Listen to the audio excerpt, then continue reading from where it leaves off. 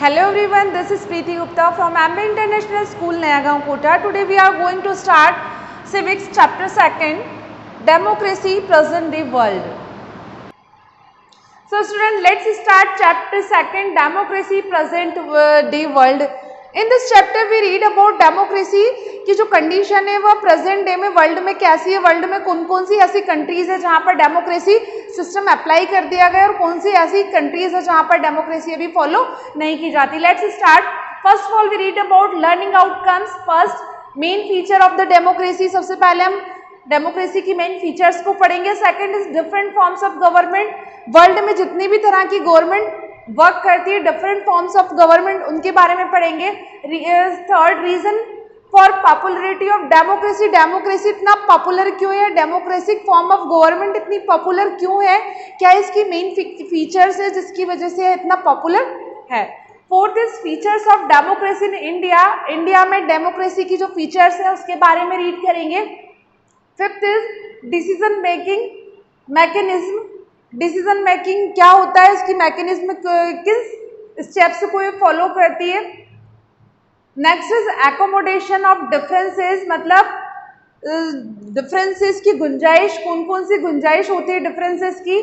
Next is guarantee to individual dignity. Individual dignity की guarantee होती है किसमें, डेमोक्रेसी में. Last point is other democracies and their struggle for equality. Other country की democracy के बारे में रीड करेंगे और वहाँ के जो लोगों ने स्ट्रगल किया डेमोक्रेसी को अप्लाई करने के लिए, उन स्ट्रगल्स के बारे में हम पढ़ेंगे. First of all we read about introduction. What is the democracy.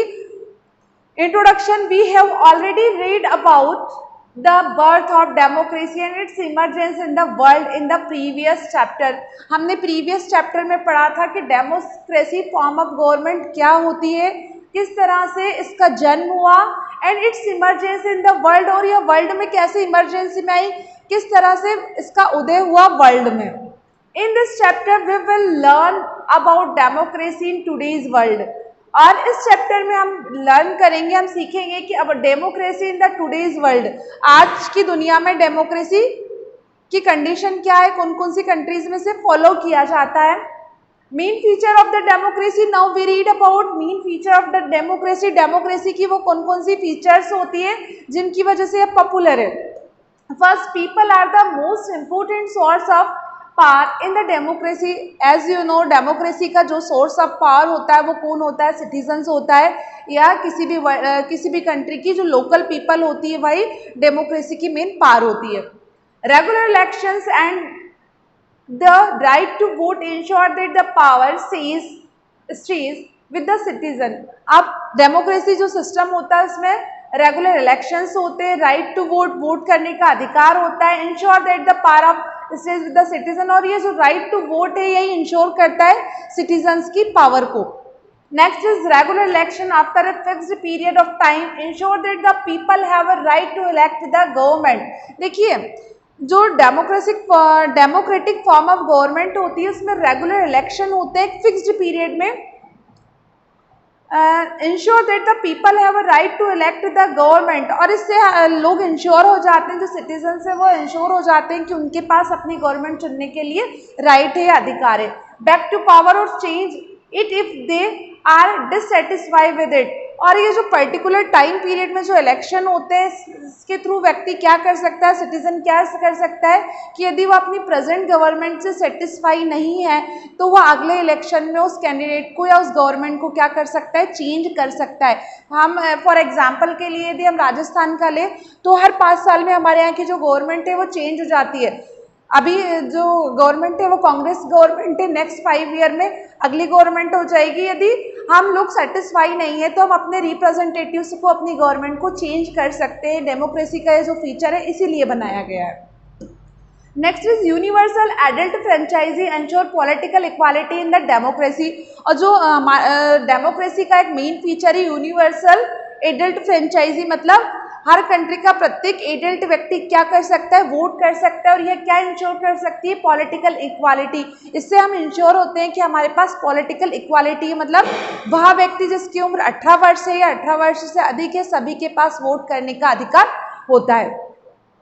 It is a feature unique to a democracy.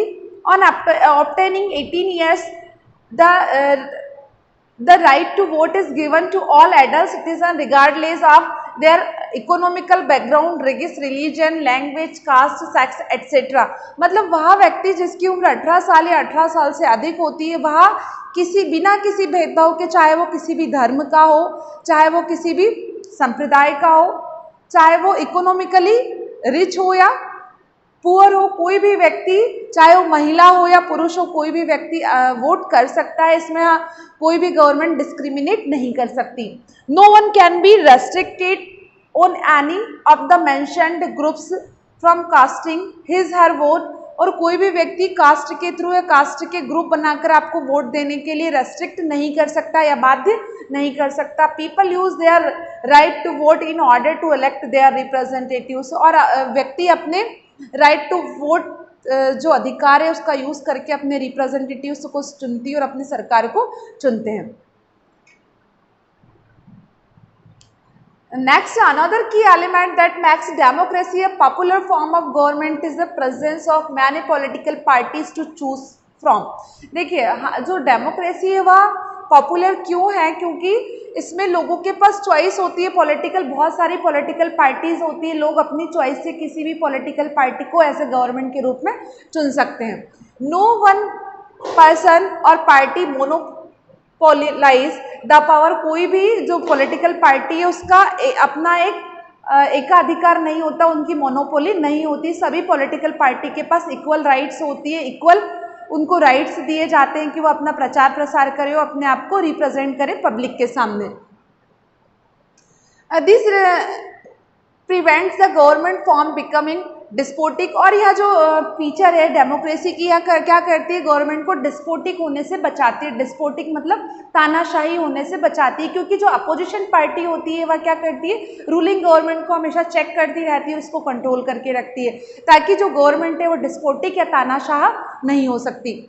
Different political parties stand for different ideologies. These parties compete with each other in order to gain people's support and votes which they need to win the elections। देखिए, जो अलग अलग parties होती है वो क्या करती है? अपने आप को रिप्रेजेंट करती है, लोगों के सामने अपने एजेंडा को रिप्रेजेंट करती है, और उन एजेंडा के थ्रू लोग उन्हें वोट करते हैं और विन होने के बाद वो अपनी गवर्नमेंट बनाती है। इस तरह से ये क्या है? हमारे डेमोक्रेसी के एक मेन फीचर है कि हमारा जो डेमोक्रेसी सिस्टम है उसमें बहुत सारी पार्टीज प्रतिनिधित्व करती है, और चुनी पार्टी क्या बनाती है? अपनी सरकार बनाती है।